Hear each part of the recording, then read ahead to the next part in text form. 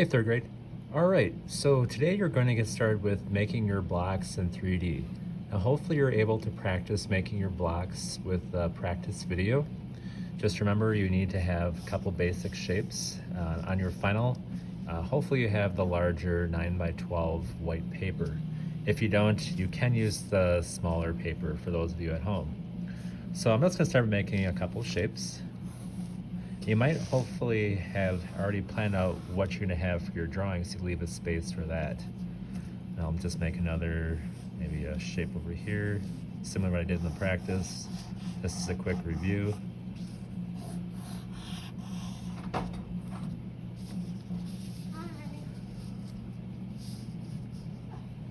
The next step then is to connect your corners to your vanishing point. So hold your pencil in the corner and connect it to your vanishing point. Now on your final paper, you don't have to go the entire distance. Just make sure you make your line long enough so it would connect. You'll have less lines to erase.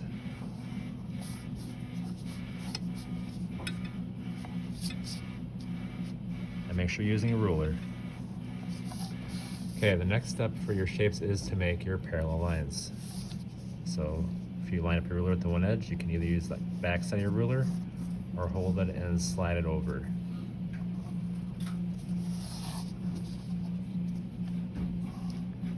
Okay, I'm gonna put this into time lapse to complete the rest of my shapes.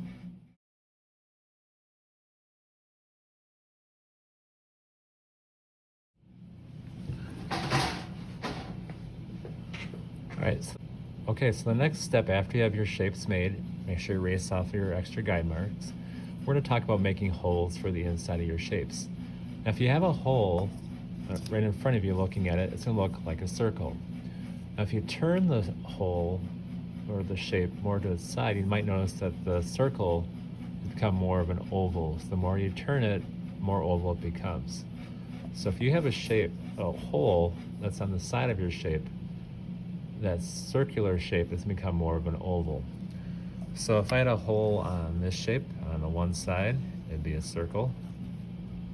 This side, it would be an oval.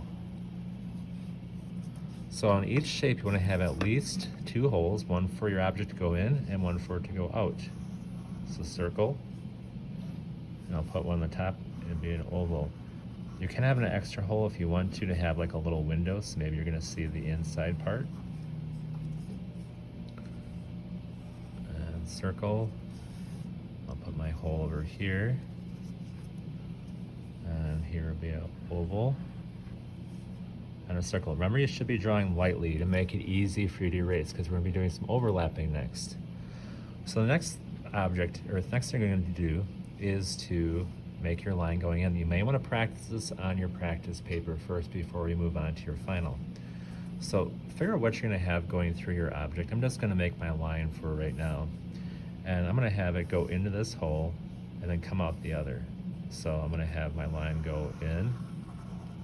Use two lines for each of your objects. So if you had a tail or some of the other objects you saw, you should have two lines.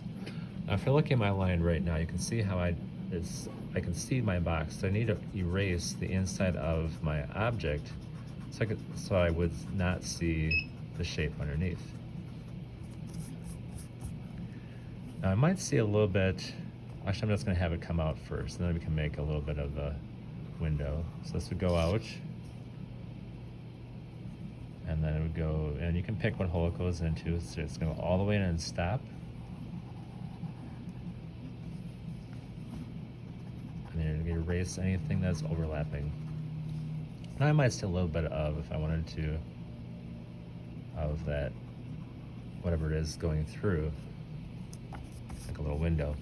Now don't draw your shape line going all the way over your shape so it looks like it's on top of it. You're not going to see it until it comes out the other side.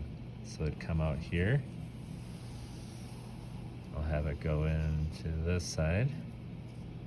So draw my second half of that line. Try to keep your lines parallel so they're not lumpy, depending on what it is. This will go all the way here and stop. I have to erase out. So you can see how it's really important to draw very lightly to make it easy for you to erase.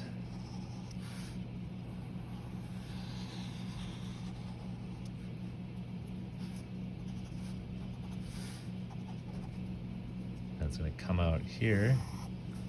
It might go from one end to another. So check out those examples I had in the Google slide video that I made for you so you can get some ideas on what you might want to do for your object.